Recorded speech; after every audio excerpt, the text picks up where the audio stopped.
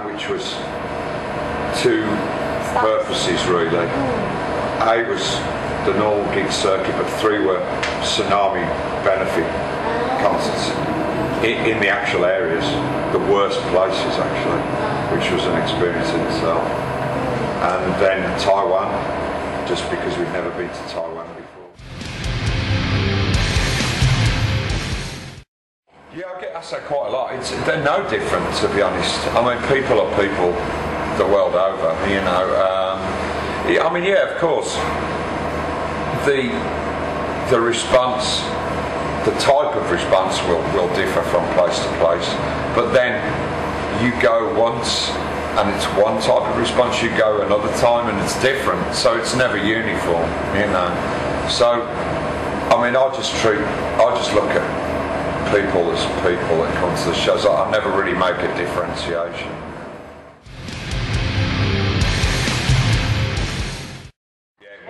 I don't think many bands have ever been there, you know. So, but that's the thing about Napalm. We were always a trailblazing band. Most of the places, like off the beaten track, we were the first band to go there. You know, there's several places actually. You know, so we're quite obviously it's something we're quite proud of, that we actually start to make inroads into places where there aren't any roads, if you see what I mean.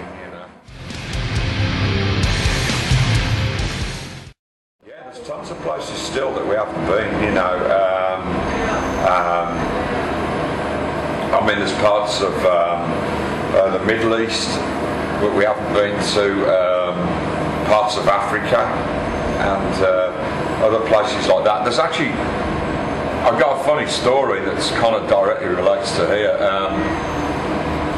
Like somebody that I kind of met along the way told me that, and this is going to sound really insane, but someone told me they could actually get us a gig in North Korea, you know, off the border, you know, just off the border. But they said it has to be more or less on the border, because if we have to get you out of there because the government finds out, then you're going to have to go quick. I was like, I've taken a lot of risks in my time.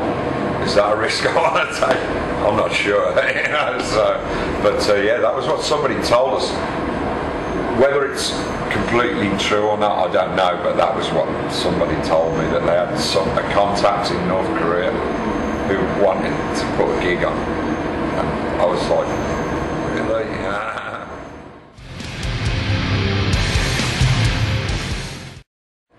Not really anything. I mean, it's almost like a smoking lounge, you know, like a club or something. We just all sit around, just like, I don't know, there's this weird thing with us. We're actually more mellow before a show than any other time of the day. And then it's like almost like flicking on a light switch. We just go into gig mode, you know, because our thing has always been, you play every gig like it's your last, you know. It's like 100%. If you've ever seen us live, hopefully that comes across, you know. So I think if you're doing gigs, the people that are out there in the audience or whatever, they don't have to be there. They don't have to come out of their house and spend money to come and see you. They really don't have to. They can do something else. So you better make it something to remember for them, and show them that you actually care, you know.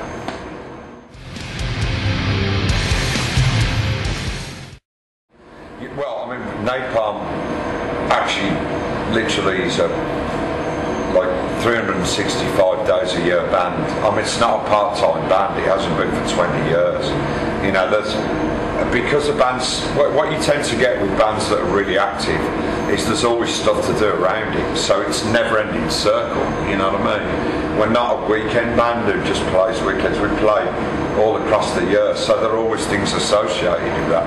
So it does probably never stop, you know, but of course there comes a point where you have to switch off. Like anything else in life, you have to, you know, think about something different for a few hours, you know.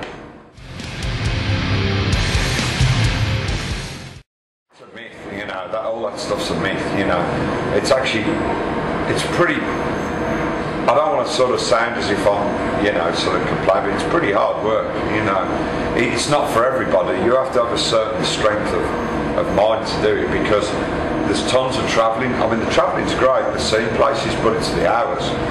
Sometimes, for example, if you go on tour, like South America, you'll only be getting 2 hours sleep a night, and then you've got to fly to the next place. It's pretty heavy going schedule, you know. So yeah, it's quite hard. But yeah, of course, the other side of it is that it's a great thing to be able to do something that you've always wanted to do, you know. And there is a certain level of attraction that goes with that from people that you just mentioned. But you know, I'm the sort of person, I don't exploit the position that I'm in, you know. Actually, you know, I try and always be fair with people and stuff. Absolutely not. It's a more general thing for me, actually. I mean, I lead a pretty healthy life, you know. I'm a vegetarian, so I got a pretty healthy diet. I don't use alcohol when I'm on tour. I drink in moderation at home. But when I'm playing shows, I don't drink at all, you know. I don't smoke, that's really important, you know. And I just take care of myself generally. So I don't need to do specific things before a show, I can just like go, you know. So.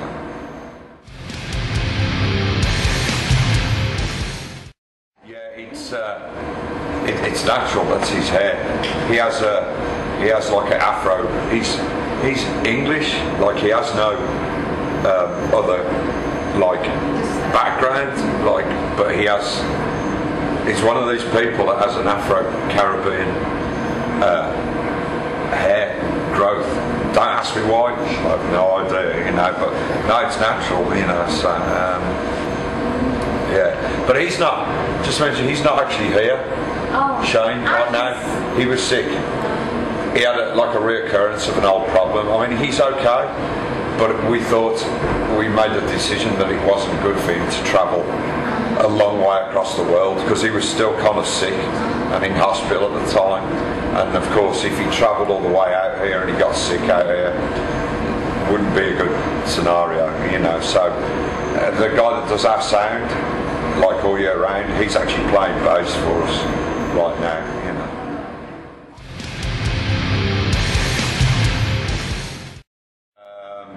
You know what? Probably not, but I mean, it's, you know, when I play live and stuff, people are like, say to me that know me a little bit, say, is that you, man, or is it somebody else? You know, because yeah, I'm a super gentle person. You know, I'm non-violent for starters. I'm never, you know, I'm a firm believer in non-violence and stuff. So I don't fight. You know, I'm pretty mellow. You know, I try to take a logical, like, view of life and stuff. I always think about stuff, you know, before I do it. So that's me. But then compared to live, it's a little different. You know, there's definitely a certain distinction there.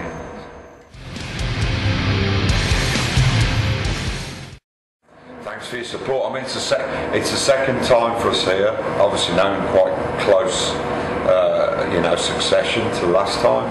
And yeah, I mean, thanks to everybody for supporting us. I mean, Korea's always a place I wanted to come for many years. Not only to play gigs, but also the history is, compared to a lot of places, it has a rich history. I mean, I'm actually like an amateur Soviet historian, so I'm very interested in the north-south divide over here. You know, it's really interesting for me. So we've got a day off here this time, or rather we've got a whole day before we have to leave. So I'm going to try and go and see some stuff. Unfortunately, I can't go to the DMZ because that requires, you know, a certain dedication of time, submitting your passport, and I can't take that chance that I'm not going to get back from my flight, you know. So, but hopefully I will be able to do that at some point. So.